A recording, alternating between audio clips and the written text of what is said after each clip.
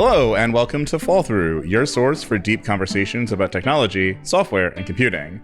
I'm Chris Brando, also known as Scriptable, and on today's episode, Matt and I are joined by Mitchell once again, where we're going to talk about a variety of topics, including what's up with Ghostty, his new library for event loops, written in Zig, and we're also going to talk about things like AI, project management, and probably a whole bunch of other stuff. As per usual, if you're a supporter, we have supporter content for you. If you're not, you should become one by going to fallthrough.fm/subscribe and signing up today. If you're not following us on social media, give us a follow there. And if you're on YouTube, hit that like button, hit that subscribe button, and hit that notification bell for us. We really appreciate it. And with that, let's get in the show. Hello, everyone. I'm here with Kris, and today we have a very special guest, as we already noted. My favorite Zig programmer here, Mr. Mitchell. How are you doing? I'm good. The pool of Zig programmers isn't so big, so I'm not gonna take that as well as I probably should. No, you're good. And we also have Kris here. How are you doing today, Kris? I'm doing great. It's just another nice day in New York. It's like so hot outside. It's like October, but it's like 80 degrees for some reason. Yeah, we're like been in 80 degrees for the past couple of days. Kind of nice, but kind of weird. Yeah, that summer weather in the fall. Yeah, but it is nice to have you back on, Mitchell. Honestly, our last conversation was great. We had a good time, and listeners also loved it. So it was good that we can get you back chatting a little bit. And last time we spoke, it was just after Ghostty released to the public. Mm-hmm. We chatted about that, and I guess let's start there, right? Let's see, how's Ghostty doing since then? It's been like 8 months-ish? 8 months or so. Maybe like 10 actually. 10 months.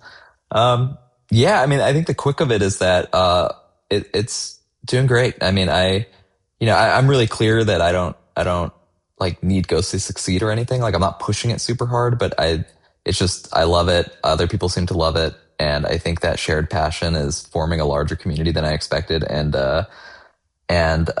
But more importantly, I mean, I think that like the modern features that Ghostty supports are actually making an impact in projects. Like NeoVim is shipping more stuff that only like on Mac, for example, only Ghostty supports. They shipped some progress bar stuff recently that Ghosty's the only terminal on Mac that supports that, but there's others on Linux and Windows. And just seeing stuff like that is really cool. Like my experience, just even as a user using a terminal, is getting better from other projects adopting these things, and that's really cool to see. So yeah, it's I'm happy. Any sort of negative feedback or drama going on in the Ghostty world? Nothing new. I mean, I think the only one that it's kind of like reached meme quality now is the lack of search in Ghostty. Yeah. It's I almost want to just not do it anymore just because I think it's funny. But yeah, it's just a feature I don't use at all. So like my motivation to actually work on it is so low, but it's reaching a point where so many people bring it up where I'm starting to be like, okay, I guess I'll do it. I actually promised it for the next release in March or so next year. So I'll actually get around to it. The lack of scroll bars just kills me sometimes. I'm just That one too. There's a quick follower on that. Yeah. What are you doing instead then for search? Or are you just not searching your scroll back? In things that I run where I would have to search scroll back, I don't do it directly in the shell. Like I run it through a pager, or I open the output in Vim through. There's like commands you could run in different shells that just open the output in your editor, and I do stuff like that. So it just comes so naturally. I don't think about it. Like I think this experience has actually really educated me on how many people use scrollback search, because it's something I never thought about, and obviously something you would never casually talk about with anyone. It only comes up when you're actually maintaining a terminal emulator. So yeah, it's been insightful. I can't say that I'm not a scrollback search user myself, but I do scroll back to like maybe copy a block of text that I'm going to maybe put in a GitHub issue or something. Yeah, I do that. Yeah. So the ability to scroll back is more important than the ability to search back for me. Well, you can scroll back. There's just no scroll bar. Right. Yeah. That's what I was going to get to. I've never noticed the lack of scroll bar personally, so it never bothered me. But evidently that's a thing. So yeah, that's coming too. It's like a funny engineering challenge, because the people ask like why is there no scroll bar yet? That seems like an easy thing, and it is an easy thing, but the data structure I chose to represent the scroll back and everything is a linked list, a doubly linked list, but a linked list. And a scroll bar needs to know the beginning, the end, which I could do with a doubly linked list. I have the head and the tail, but it also needs to know progress out of like, percentage wise, just 0 to 1. It needs to know progress. And I cannot do that at all because my linked list nodes are not equally sized and counting them as O of n. So, if they were equally sized, I could at least just like cache a counter and have rough, progress that way, but they're not. And so, yeah, it's stupidly harder than it has to be because I have to figure out a way to get that information. That actually is interesting. I didn't know that internally, and it makes perfect sense now why like have it today. Yeah. And it just makes me think of all the leak code programming problems of like, find the middle of the linked list, find if there's a cycle. I just repeating in my head right now. Yep. Yeah. So I have some ideas of how I'm going to do that. The linked list structure is sort of key to both performance, speed, and memory. And I don't know if I want to like go full blown re-architect the core of the terminal emulation. I do one day. I know a better way to do things, and I want to do it one day, but it's a lot to ask. So I have some other ideas that I think will be fine. We'll see. Yeah, overall though, I hear in the community a lot of positive reception to Ghostty. A lot of people are using it. A lot of screenshots and memes. And I think the other day there was someone presenting and the macOS update prompt came on screen or whatever.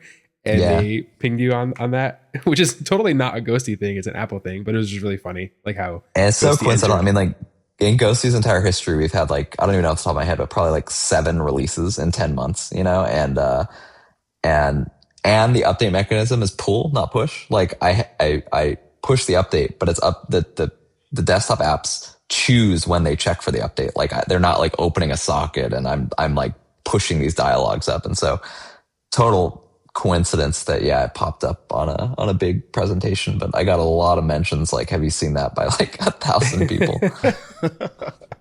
That's actually pretty funny.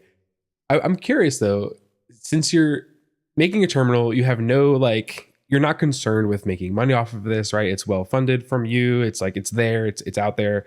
There's a community built around it and maintainers. Are you getting any sort of like, I don't know, maybe backlash is not the right word here, but are you getting any sort of backlash or comments from other terminal maintainers saying, hey, you've killed my community or you've taken my users away? Have you gotten any of that at all?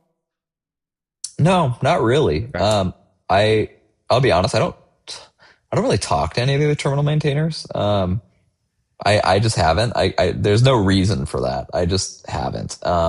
So I don't really know what their perspective on the whole thing is. I'm really strongly in the camp though that like the enemy of the terminal emulators is not other terminal emulators. Like I think that if terminal emulator authors start being mad at each other, we're pointing our inks in the wrong direction, because the real goal should be to get non-terminal users using terminals more, and everyone using a terminal, regardless of what terminal it is not the person you should be fighting for. So that's my only like take I have on it. That's where I'm at. Why the desire to get non-terminal users to use a terminal more?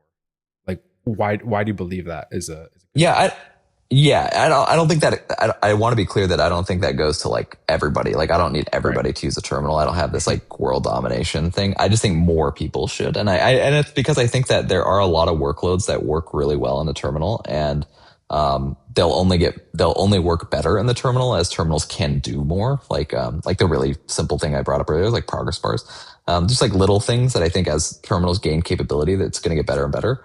And it's a platform. It is a platform. People love saying that, but like this is literally a platform, and like the health, the life and death of the terminal is going to depend on there being users to justify the creation of applications, and there being applications to justify the adoption by users. It's a classic platform problem, and so we just need to get people on board. And I think I'm really thankful to AI actually doing a big job in that. Like all these agent workflows. I wouldn't say predominantly are terminal based. Editor based is probably way bigger, but like still it's bringing a lot more attention to terminal-based workflows than we've had probably my entire career. And that's super cool to see. And I think as a terminal emulator maintainer and others, I would say like we have to seize this moment to keep these AI companies interested in the terminal. Right now, they feel like it's a worthy place to invest, but we need to like make sure that remains true. And so I've always had a pretty open line with, I've spent time talking to, I guess I just won't name them, but the different large AI companies and their agentic coding tools and stuff. And I've really just openly been like, if there's something the terminal isn't doing right that you wish it could do, like I will fast path special, like, I'm making this part up, so it's not actually them, but I'll fast pass special OpenAI specific terminal functionality so that Codex has something in the short term that we can then polish out later. Like I want stuff to just work for them and keep them around. And so, yeah. I agree that this is a pretty shining moment for terminals in general, because there was a point in time in the technological space where you like didn't have a desktop app or a native desktop app, you were like, shunned a little bit.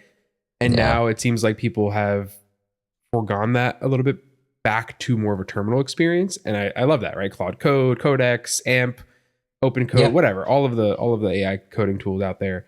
And this is pretty awesome. And Ghosty, what makes Ghosty kind of better for those workloads then versus like say another terminal? Yeah, it's the availability of pretty much every feature that terminal emulators have ever supported. Almost, right? There's the long tail there, so it's hard to say every, but like all the major ones are there. For example, like Ghosty is the only one on Mac OS that supports progress bars and notifications, like those two, because they actually are conflicting in their protocol. So we like compromised it by there's a certain format of notification you can't ever send because we'll interpret it as a progress bar. But like I've never met a real program that specifically needs to send those bytes. But we're the only one that does that. And I think that like having that Kitty keyboard protocol, Kitty image protocol, being performant to where you could push a lot of bytes to render animations and stuff to just make your app a little bit flashier, like necessary? No, but fun? Definitely. Yeah. And just stuff like that. Being cross-platform as well, knowing you could get that on Mac and Linux, hopefully one day Windows. I think it just plays a big part. As much as I love native apps, like I understand that we're not currently going back there. Like Electron and the reason you would use Electron or similar web platforms totally makes sense. But a terminal is kind of like that too. Like as much as I hate Electron and want native apps, like I'm building the same thing for text applications, right? It lets you ship one application that works across platform, that works consistently. And so I think like the better dichotomy I'd like to see going forward is sort of this duality where you have the browser-based app, which is like if you use like ChatGPT or Claude desktop, it's an Electron app. And then you also have like Codex or Claude Code or AMP, and those are TUI apps. And like I've been liking that. Like I like that a lot. I like that too. Although I don't have access to the desktop apps currently. So sad there. But I use Claude and ChatGPT, and I guess it's probably a browser app. It's probably a browser app. Yeah. Oh, maybe it is. Okay. I know Mac has the desktop native app. I think it's native. It's probably Electron under the hood. But I'm like talking about their official things. I think they're just Electron apps. Oh, yeah. Okay. Gotcha. Yeah. I am curious though. So last time we spoke a little bit about escape sequences and such, and we kind of we understand that Ghosty operates like in this space where it's a terminal emulator, so it needs to understand and speak these terminal protocols. It also needs to interface with the user. Since you've launched, has your opinion changed on like the layer of abstraction where Ghosty is, the layer beneath you and the layer above you? Are there things that you're like, I wish this was completely different, I want to rip this out?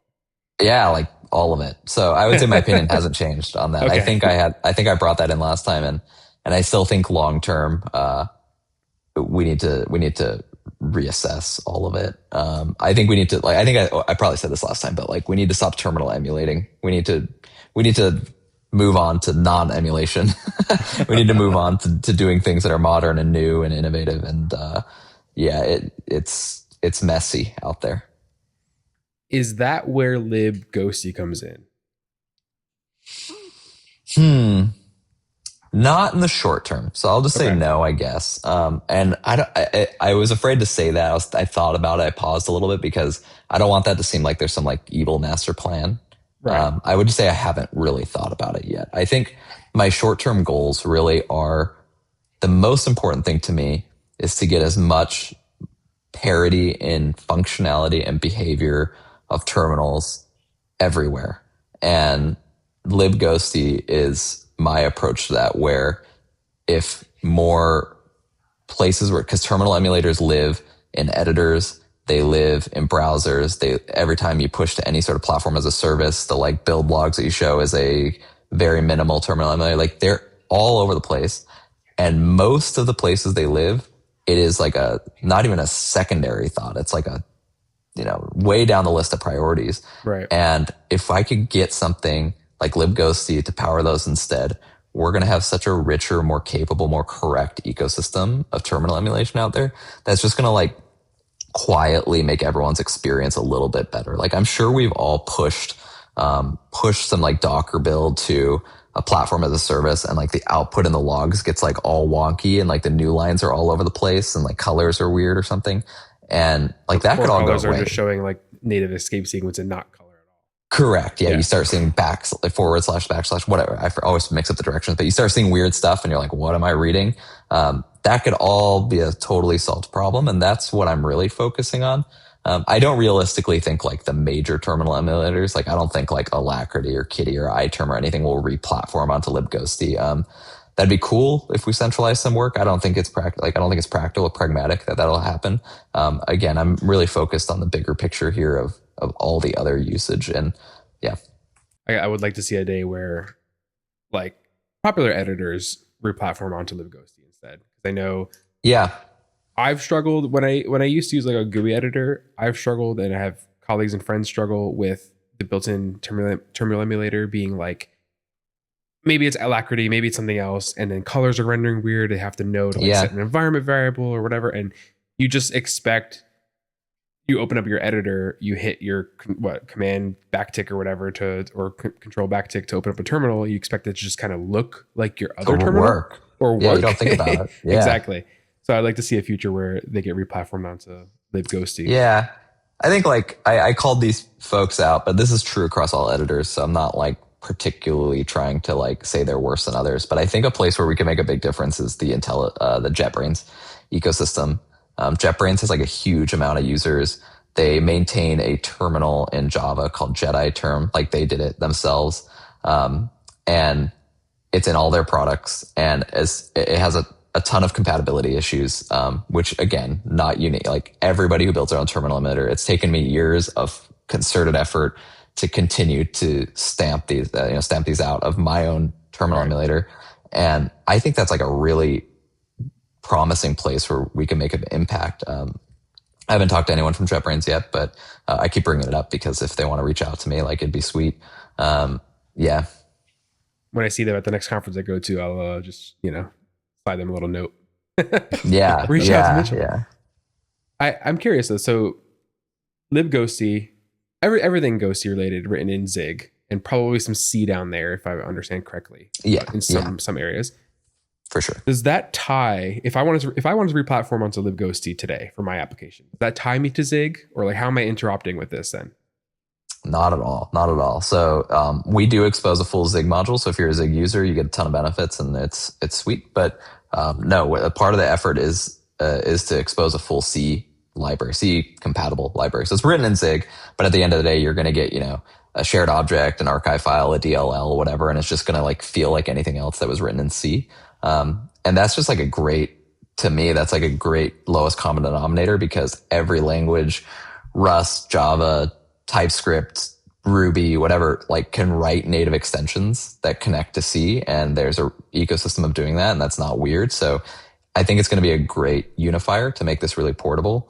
And because of Zig, you're getting some benefits. We've done some really cool things, I think, where the libraries are completely dependency free. I'm a broken record about this, but it doesn't even depend on libc. Like it's fully standalone. Everything is self-contained. You can bring in libc if you want, but you don't have to. It's fully allocator aware. So we handle out of memory gracefully, returning errors, handling it throughout. You could bring in custom allocators in every place. And C libraries try to do that, but because of their dependence on like malloc and free, it's much more inflexible. I actually plan on blogging about this, but I've exposed the actual Zig allocator interface in a C compatible way.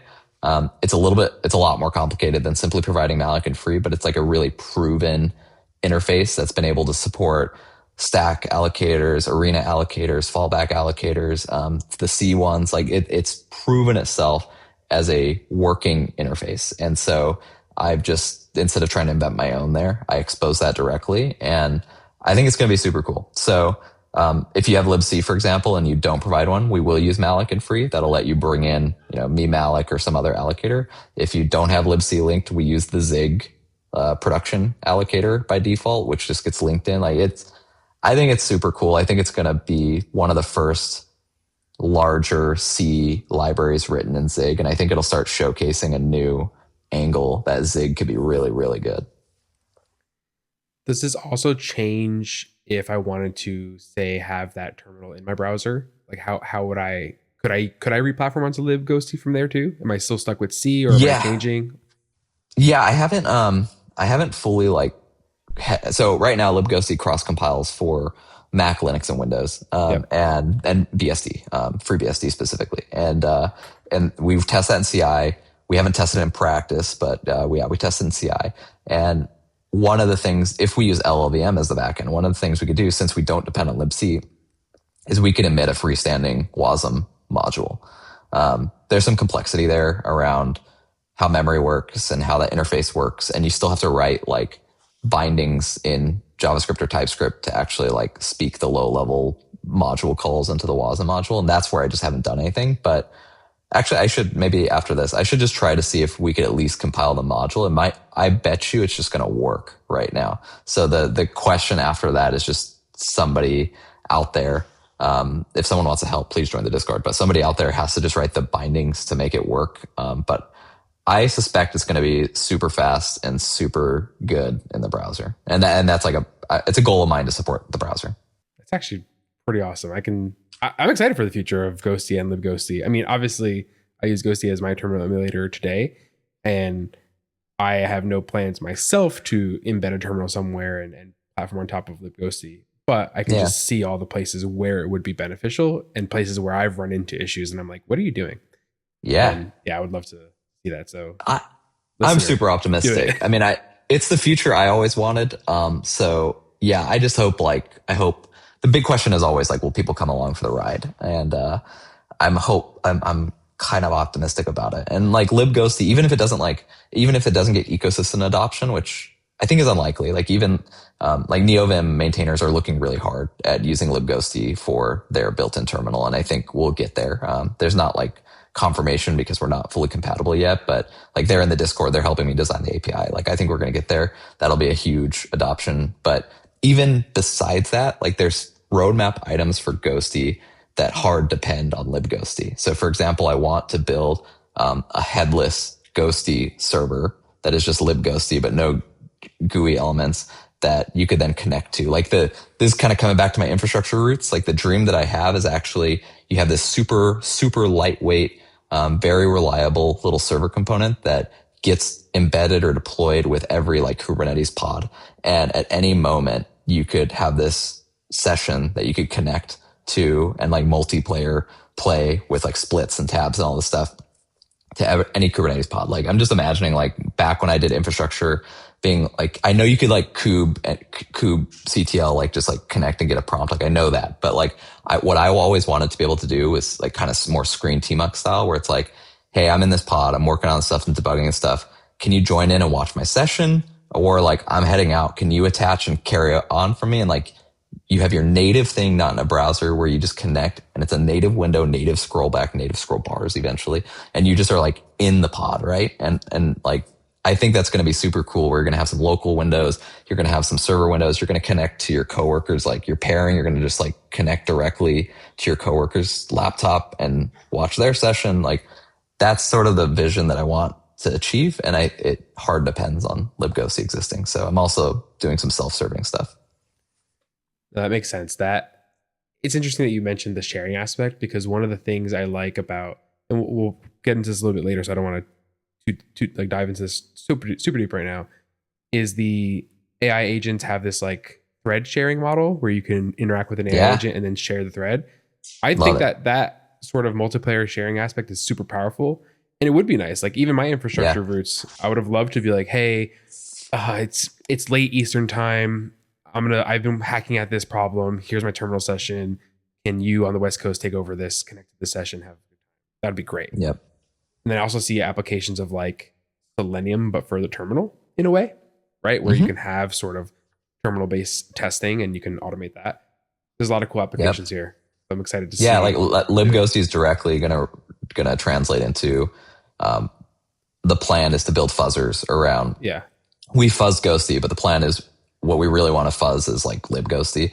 And by fuzzing libghosty gets those crashers fixed and things fixed. That just goes back into ghosty and the whole ecosystem, and like it gets better. And it's just so much easier to fuzz a C API than it is to fuzz a graphical application they have to launch and send keyboard inputs to. So I think it'll spread.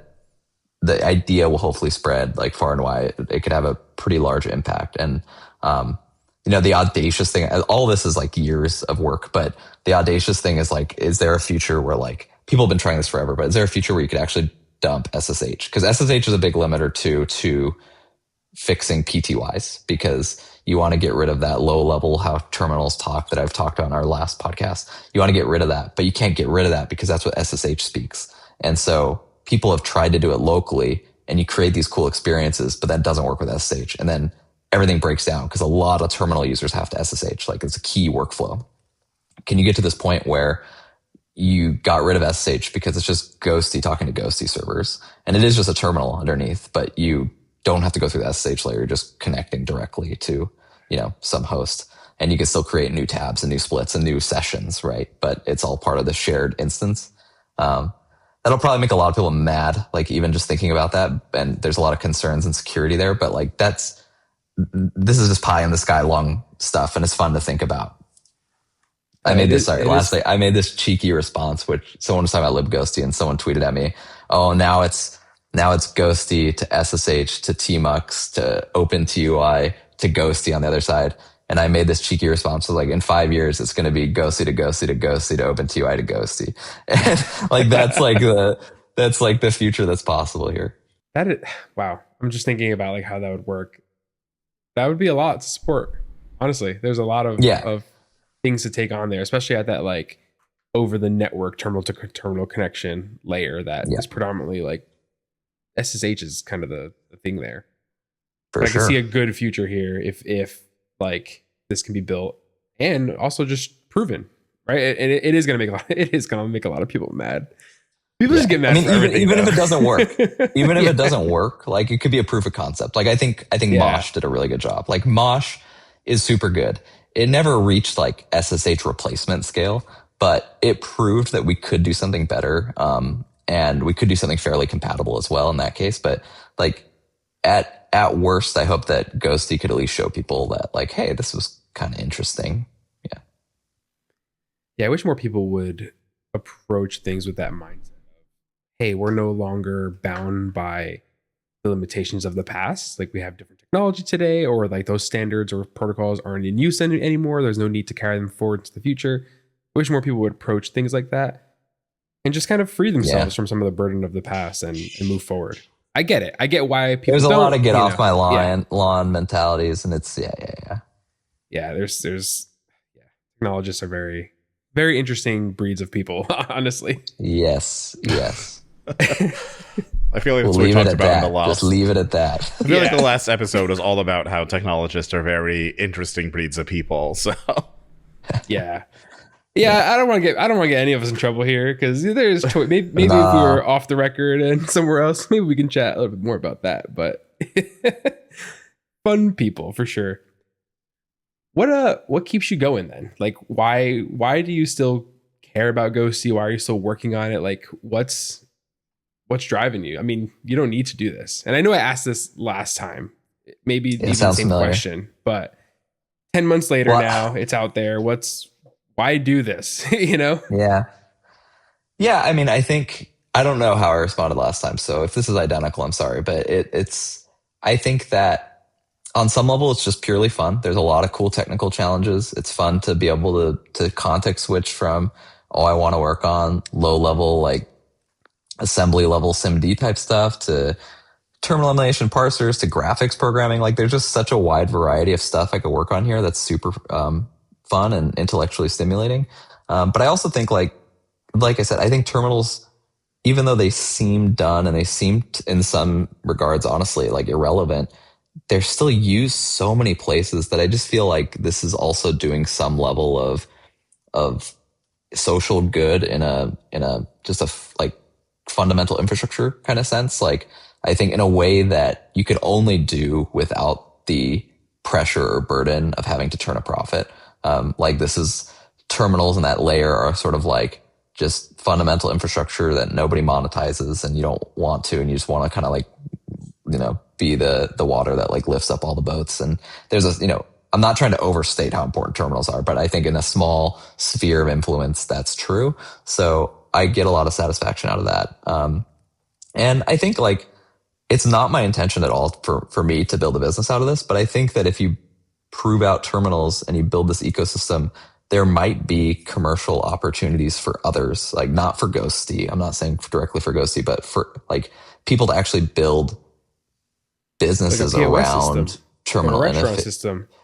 Yeah, potentially. Yeah. It's probably more developer centric to start, but it might be like, I think we're already seeing a little bit of it, but like with the agentic coding space, like I think, open code and stuff is like totally terminal first. I don't know if they're terminal exclusive, but like terminal first, and like they're making money, right? And doing stuff like that. So like, I think that would be beneficial, to others. That would be cool.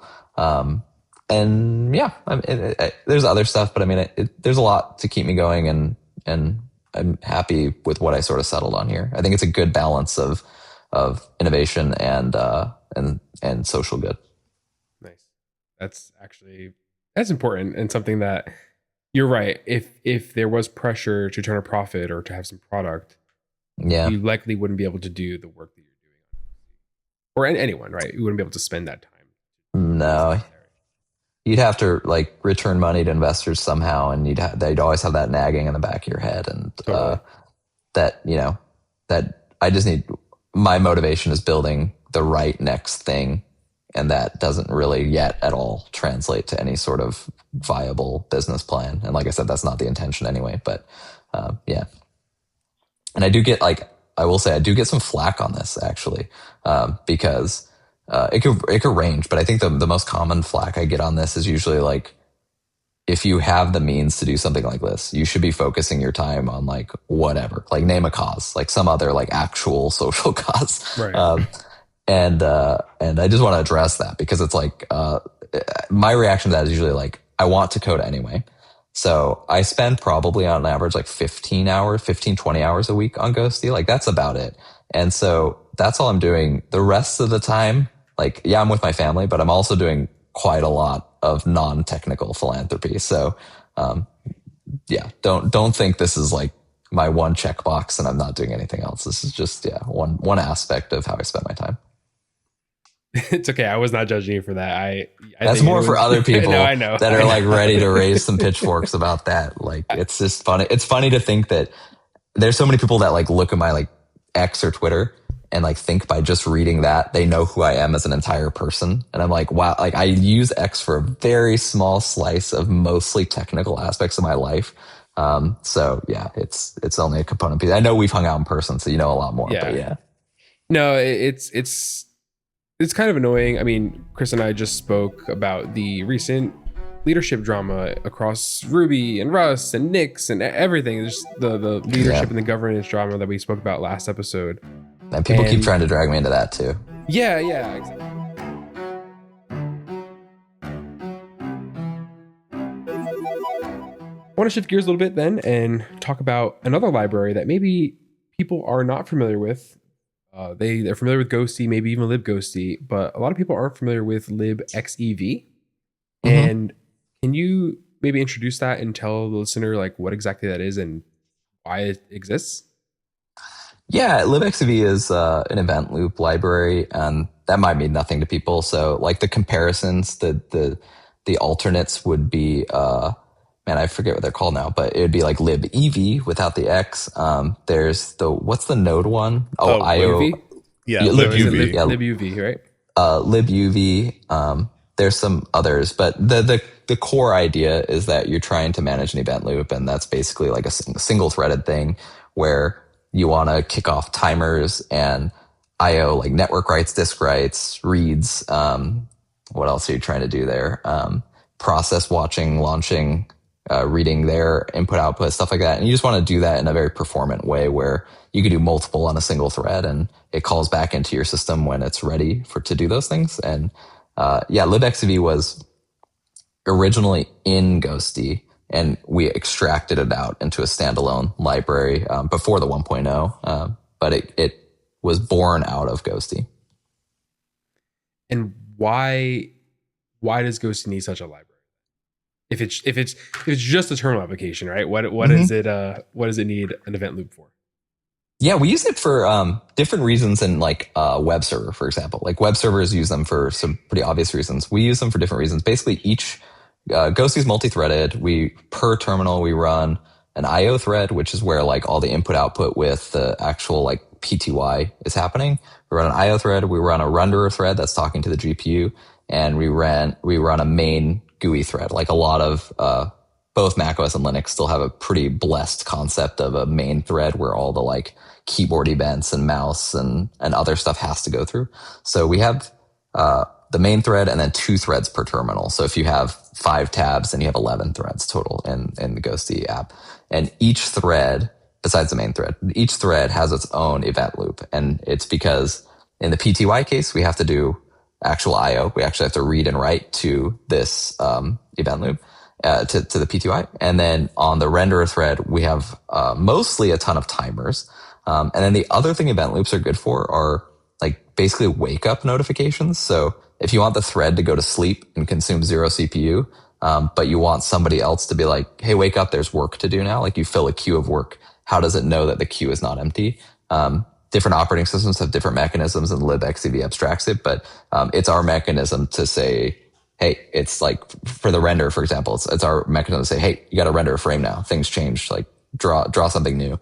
And so that's what we do. For the main loop, for the main thread, we don't use libxev because again, these platforms sort of enforce a certain event loop. So Apple has their own thing called NS-run loop, which is just an event loop.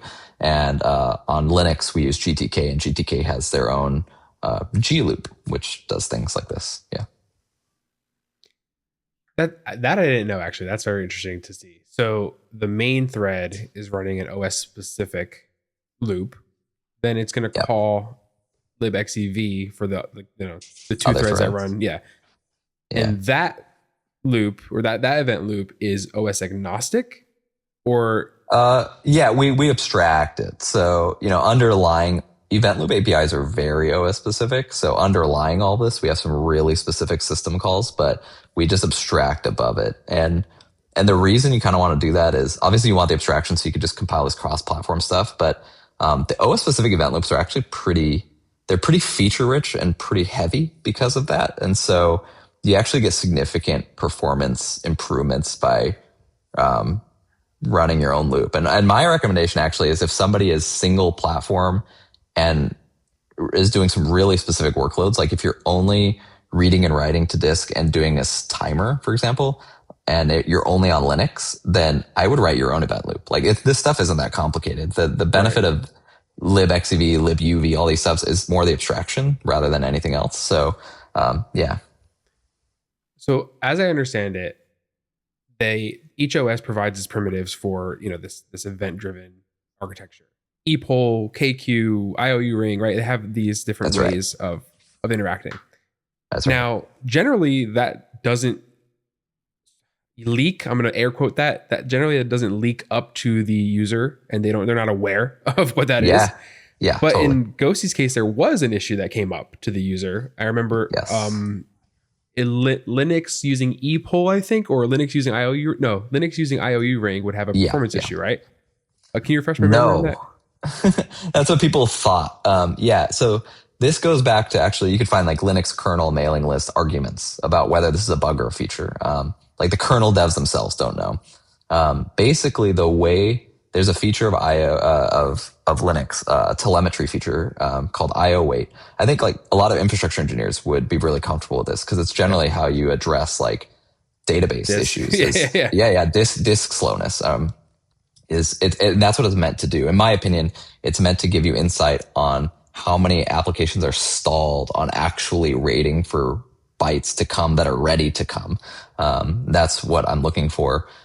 In the case of IOU ring on Linux, Linux was reporting any sleep on the IOU ring as IO wait time.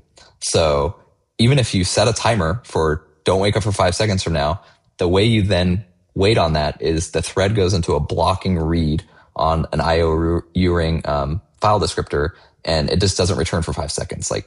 IOU ring won't return until there's more data to read. And so you would be blocked on that. Your thread could go to sleep. The kernel could deschedule it. You go to 0% CPU. Everyone's happy. The problem is the kernel was reporting that as IO wait time. And so the big issue is people were reporting that Ghostty was consuming all their IO, because it looked like IO wait was at 100% all the time because most of the time we're sleeping. And the reality is we're not doing anything, and the kernel's not doing anything. Nobody's doing anything. We're not reading your disks. Your disks aren't active. Nothing is active. Everything is asleep. And so it's a false positive, but it does cause some real practical issues, which is that you can't actually see real IO wait issues because IO wait's constantly pegged at 100%. And there was other programs that were utilizing the IO wait result to change like power settings. Like if IO wait was 100%, the scheduler would be like, we need maximum power because we just need to speed up everything as much as possible. And that was causing battery issues. And so even though Ghostty wasn't actually consuming any real physical resources, this was causing real problems. So it's not for me to fix. The way we fixed it was offering a setting to switch to ePol, which doesn't have this problem, which I don't know. My opinion is if the kernel devs think that this is a feature, then ePol should behave the same way, right? Like, why not? Right. ePol doesn't behave this way. So we have a feature. For most people, I think they were just freaking out because their resource monitor looked like a bar, but looked like a solid block. But really it wasn't doing anything. That's actually fascinating. I didn't know the details of that. I remember I commented on the thread about how Arch wasn't affected, I think. And that's basically the last I remembered of looking at it. So thanks for, describing it better. Yeah, it's a fun issue. Yeah, totally. I learned a lot from it. And honestly, I read, a couple resources, books on IOU ring, ePol, all these things. And when I saw libxev and Kris and I were talking about it, out of band, we were like, we have to get Mitchell on to chat about this. And one thing I want to ask is, I know in these different primitives, you have a concept of, I think it's called edge triggered and level triggered, or like readiness and completion based, right? Yeah. Is that the right? I forget if that's the right terms. And reading the README for libxev, you're completion based, aka you won't return until work has been read or complete, versus work is ready to be worked on. Can you speak to that a little bit? Why you've chosen one or the other, or? Yeah. So I think the best example here would be ePol versus IOU ring. ePol is readiness based and IOU ring's completion based. And with ePol, you basically say, here's a bunch of files, here's a bunch of timers, here's a bunch of processes. Tell me when they're ready to be worked on. And then it tells you, and then you do the work. With things like IOU ring, you submit the work to be done. Be like, I want to write these bytes to this file. I want, obviously the timer's kind of the same. I want to wake up at this time. There's no work to be done there, but the reading and writing is the big one, or connection. I want to connect to this IP address. You give it the work, and then it goes off, and it actually does it at some point, and then it calls back saying, hey, the work is done, and here's the result, success, fail, whatever. And you just kind of have to pick one or the other. There's deeper thoughts on which one's better. But for me, it was just around picking what was more ergonomic and worked with more APIs, and I felt that the completion based model fit what I was trying to do better. So I sort of went with that. It's also just a little bit more modern, a little bit more proven, as the better choice. So yeah, we have to simulate it for ePOL, for example. So the way libxev works is you submit the work to libxev. If it's like IOU ring, we just pass it straight through. libxev holds no state whatsoever. But if it's ePOL, we actually like hold that state. And when ePOL tells us it's ready, we do the work. And then after we do the work, we call back into the application. So we end up doing the work for you, to paper over the readiness versus completion. But libxev in general is a completion-based library. That's fascinating. I'm just thinking through this. I'm like, this, it's an area of the technology space that people generally don't tackle, right? Because we're not, it's the average. Yeah, exactly. It's visible. The average software engineer is not going to write such an event loop library. They're just going to, make their requests using their standard library or whatever package from their programming language. And under the hood, so many cool things are happening. So I like to just peel back these layers, especially with someone who's written so much software at various layers of the stack. It's nice to hear your thoughts on this and like how you were thinking about the problem. Yeah. And event loops, like once you're aware of them, they're everywhere. They're just hidden from you. So like if you've ever written in any language, like obviously JavaScript, but any language that like you connect to something and then you get a callback when it's done, like that, there's an event loop somewhere that's making that callback a reality. Like the ability for the connection to somehow get offloaded and then come back to you later is probably an event loop. I don't want to make anyone mad being like, that's not the only way to do that, but like it's most likely an event loop. Like Node's an event loop, Ruby has an event loop. All the browser-based things are all event loops. Yeah. And when you start talking about these event loops, the other term that enters the ring pretty quickly is like runtime, right? Because a lot of async runtimes are built on top of these primitives. Yeah. Like Tokyo for right, Rust. Tokyo for stuff, Rust. Yeah. Yep, exactly. And it's interesting. So in Ghostty and Zig, there is no runtime. You have this event loop, which is kind of almost a runtime. So that's a pretty interesting scenario there. Yeah, it's a blurry line. I think it's some wordplay, jargon play there, but the issue with event loops, and if you were in the Ruby community like 10 to 15 years ago, you probably dealt with this a lot because there was this big like event machine versus plain Ruby versus like other stuff drama that kind of popped out, technical drama, because basically like when you bring in an event loop, it kind of takes over your application. Like you have to you can't really mix event loops very friendly into a single thread. So like if you choose one event loop, all your reads and writes and network connections and timers all have to kind of go through there, because at a certain point, which that event loop has... Rust. You see this kind of in Rust. Do you? Since I don't work with Rust that much, yeah. In their async runtime, you choose an async runtime. Now everything has to abide by that async runtime sort of like philosophy or design. And you end up saying like, oh, I can't use the standard libraries version of this. I have to use the async version.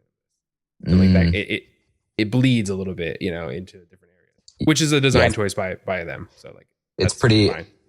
And it's just that I don't write Rust, so I don't know the nuts and bolts there, but like that idea that an event loop choice, an async runtime choice is infectious is pretty standard across things. I'm really interested in what Zig is doing here. Actually, Zig's trying to, in the same way they have an allocator interface, they're working on an IO interface, which would, you have to pass around the IO interface everywhere that would do IO.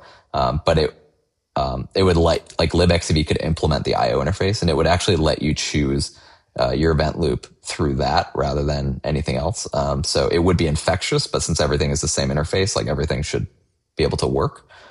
I haven't seen it yet, but sounds promising. But yeah, it's so Ghostty has, that's why we, on the main thread in Ghostty, we don't use libxev because we use these OS event loops. It's really hard to mix event loops. So we just standardize everything on the main thread onto the OS primitives, and the main thread is what's not really cross-platform in Ghostty. Like that's Swift on Mac OS, and it's Zig, but it's just GTK on Linux. Like that's what the main thread is. It's the platform-specific stuff, and then all the cross-platform complexity is all in the threads.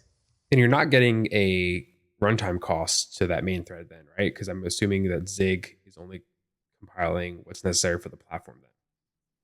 Yeah, And, I mean, it would be trivial anyway because you're just starting something and then letting it get right. And the main thread doesn't do too much since it's responsible for drawing UI, but that's what like OS frameworks handle for you, and it's responsible for like input output of the keyboard, and like humans just aren't that fast compared to computers. Like I could type a key as fast. Hold up. I can. Yeah. Get your carpal tunnel ready. No, exactly. No. Oh, that's awesome. Kris, any comments on libxev things? I don't think so. I mean, just been looking at it. I went down this like rabbit hole of looking at like IOU ring and ePOL and KQ and all of this, and so I'm still like, it's kind of on the side now because I decided trying to write my own storage engine was a monumental task that I should probably defer until later and just use like BoltDB or SQLite for now. But I was writing like a little storage engine, and I was like, I wonder if I can just do this in like with an event loop instead of like trying to do just threads or Go routines in Go. And I was like, oh wait, there's like only IOU ring that supports file IO with the event loop, and the other two are like, nah, we're just gonna spin off a thread anyway, so I guess good luck. Which also was like an interesting differentiation and makes IOU ring look really, really cool, I think, at the end of the day, with what they're doing and the way they're kind of optimizing everything, because like the syscall overhead is one of those like big parts, I guess, in the implementation of all of this too. Event loops I think they're super cool. It's just another technique compared to threading, right? Like you either spin up a bunch of threads, or the naive view is you either spin a bunch of threads or you're an event loop. But Ghostty mixes those concepts. It's like the event loop is actually a way to have concurrency but not parallelism, if that makes sense. You could spin off a bunch of tasks, but there's only one thing happening at any given time. And that's really valuable. Like we want that, for example, in Ghosty's terminal IO, because we only want one thing to be reading or writing the terminal state at any given time. But there are a lot of things that can impact it, and they could queue up work and things like that. So that's intentional. But threading is concurrency and parallelism. And so there's like data races and stuff you have to worry about. So, I think jargon is what causes the most, confusion amongst people, engineers, software engineers in general. But if you like kind of peel it back to like, this concurrency versus parallelism, like what needs to happen at the same time, what just needs to be able to like be weighted on, like then the answers start to emerge. And I actually think that's like an aspect of non-formal software engineering education that is quite poor. Like like you spend a lot of time, they're not all equal, but you spend a lot of time in formal CS programs thinking about this sort of concept, but you don't. A lot of self-taught engineers who are excellent that I've worked with like haven't conceptualized it the same way. Yeah, I think this comes up too in Go, for instance, where you have Go routines that are both concurrency and parallelism. Yes. And like when Russ Cox was like, we should add coroutines to the language that are just concurrency, and I was just like, yes, give me that. I would like that, because sometimes the parallelism like gets in your way because now you're worried about. You got a lot. I remember seeing that. I was already not writing Go, but I remember seeing in like Hacker News comments a ton of confusion, being like, why would you get this? And like that's like I'm like the fundamental knowledge cracks are showing here, because it's a very obvious thing of why you would want it, but it's only obvious if you were educated in that concept. It's like if you showed someone who's only ever done addition, like division, they'd be like, what? It's like the same thing that's happening here. I mean, it highlights a problem in the industry in general. And Kris and I, we've spoke about this a lot. Language is tough. The words we use to communicate, how we communicate, written language, verbal language is all tough. And if we're not using the same terms to describe something, you really can just be talking way past each other and not understanding what the core of the problem is. Yeah. And there's words like runtime, which mean nothing. Yeah. A thousand different things. They mean nothing. Yeah. Exactly. Yeah. And like I think there's an absence of words. Like the more I do distributed system stuff and try to write about distributed systems, so it's like I think a lot of people can understand parallelism and concurrency, but there's not good words for like the opposite of those, which usually it's like serial and sequential, but people kind of use those interchangeably and they don't pin one to concurrency and one to parallelism. So I think that also makes it more difficult to talk about a lot of this stuff, because there's like I remember being an undergrad, and I remember when I first had, I think it was in OS actually, when we were learning about scheduling. I think that's when it was. But I remember when the professor first like threw up a slide that said parallelism versus concurrency, and I had like those meant the same thing to me. So I was like, what? And it took me like a while. Like I felt like I got it in that class, and then I went home and I had homework, and I was like, wait, I don't know, I don't get this.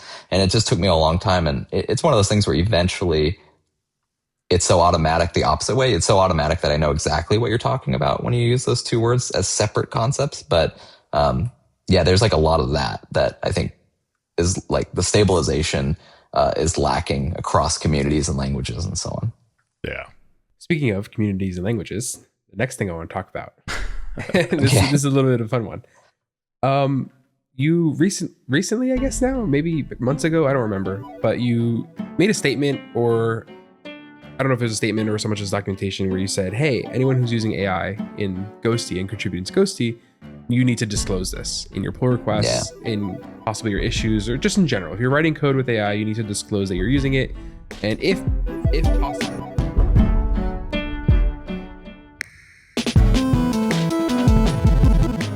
Well, Mitchell, I think you've solidified that, yes, you still are indeed my favorite Zig programmer. So I wanted to thank you for coming on again. I really appreciate it. You know, it's always a pleasure chatting with you. Always a pleasure hanging with you as well. And any closing thoughts before we end it out? No, it's been fun to be on. It's fun to. I think this time we spent a lot of time on a much more like diverse set of topics, which is always really fun. And always good time. Sweet. Yeah, come back soon. So, viewer, listener, how'd you like that conversation? Did you agree with what we talked about? Did you like hearing about the updates about Ghostty and about libxev? Is there something that we maybe should have talked to Mitchell about that we didn't? Let us know in the comments or on social media. This episode of Fall Through was hosted by Matthew Snabria with co-host Chris Brando and guest Mitchell Hashimoto. Fall Through is produced by Chris Brando and Angelica Hill, and our beats are by Breakmaster Cylinder.